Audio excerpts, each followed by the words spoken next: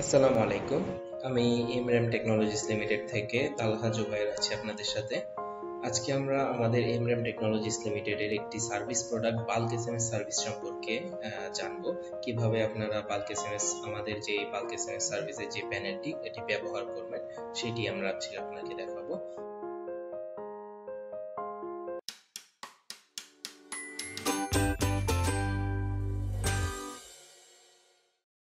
আমরা গত ভিডিওগুলোতে দেখেছি আমাদের ড্যাশবোর্ড সম্পর্কে, এসএমএস প্যানেলের যে ড্যাশবোর্ডের প্যানেল সম্পর্কে একটি ওভারভিউ পেয়েছি এবং এসএমএস কিভাবে পাঠাতে হয়, সিঙ্গেল এসএমএস রেসিপিয়েন্ট এটা কিভাবে পাঠাতে হয়, গ্রুপ কন্টাক্টে এসএমএস কিভাবে পাঠাতে হয় সেই সম্পর্কে আমরা গত ভিডিওগুলোতে আমরা দেখেছি।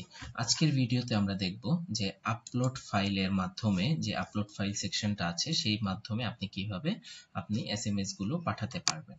ঠিক আছে, এখানে আমাদের প্রথমত আপলোড ফাইলের জন্য গ্রুপ কন্টাক্টে আমরা যেভাবে একটি ফাইল সেভ করেছিলাম, এক্সেল ফাইলের মধ্যে সব নাম্বার রেখে সিএসভি কমা ডেলিমিটেড ফাইলে সেভ করেছিলাম, সেই সেম ওয়েতে আপনি হলো একটি যে ফাইলটায় আপনি নাম্বারগুলো রাখবেন সেই নাম্বারগুলো ওই ফাইলে রেখে আপনি পরবর্তীতে ওই এখান থেকে ফাইল আপলোড করে আপনি মেসেজটা পাঠাতে পারবেন, যে আপনি যে কন্টেন্টটা পাঠাতে যাচ্ছেন সেটা একসাথে ওই ফাইলের আন্ডারে যতগুলো নাম্বার আছে সেই নাম্বারে আপনি পাঠাতে পারবেন। এখানে বিষয়টা খুবই সিম্পল। আপনি এখানে যদি কোনো ক্যাম্পেইনের নাম লেখেন, একটা ক্যাম্পেইনের নাম লিখে এখানে সেন্ডার আইডি দিবেন, সেন্ডার আইডি দিয়ে এখানে হলো আপনি ফাইলটা আপলোড করবেন, যেই ফাইলটা আপনি সেভ করেছেন সেই ফাইলটা আপনি আপলোড করবেন। আপলোড করলে সেই ফাইলের আন্ডারে যতগুলো নাম্বার আছে সেই নাম্বারে আপনার এসএমএসটা চলে যাবে। ঠিক আছে, এসএমএসটা চলে যাবে, সাথে সাথে আপনি নোটিফিকেশন পেয়ে যাবেন।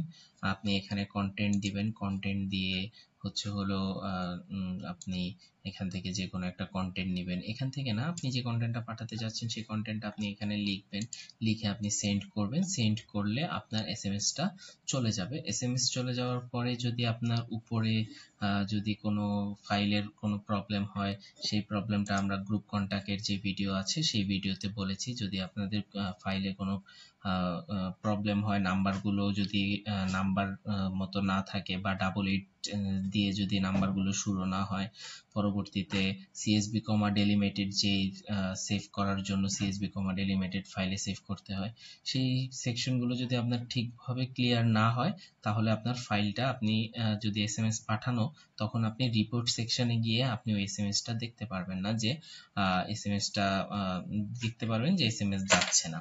আর যদি আপনার এসএমএসটা যায় তাহলে রিপোর্ট সেকশনে আপনার এসএমএস এ কত পয়সা গেল পার এসএমএস এর জন্য এবং কিভাবে হলো সবকিছু আপনি দেখতে পারবেন। তো এভাবে গ্রুপ কন্টাক্ট আর আপলোড ফাইল একই রকম ভাবেই কাজ করে।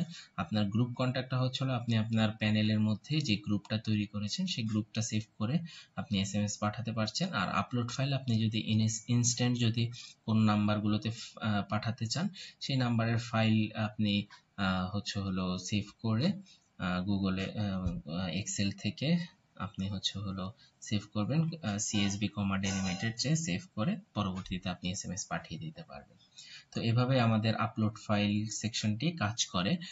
পরবর্তী ভিডিওতে আমরা আমাদের যে ডাইনামিক এসএমএস সম্পর্কে জানবো, কিভাবে ডাইনামিক এসএমএস এর এক্সেল ফাইল তৈরি করতে হয়, কিভাবে ডাইনামিক এসএমএসটা পাঠাতে হয়, কিভাবে নাম্বারগুলো আলাদা করতে হয়, সবকিছুই আমরা পরবর্তী ভিডিওতে দেখব।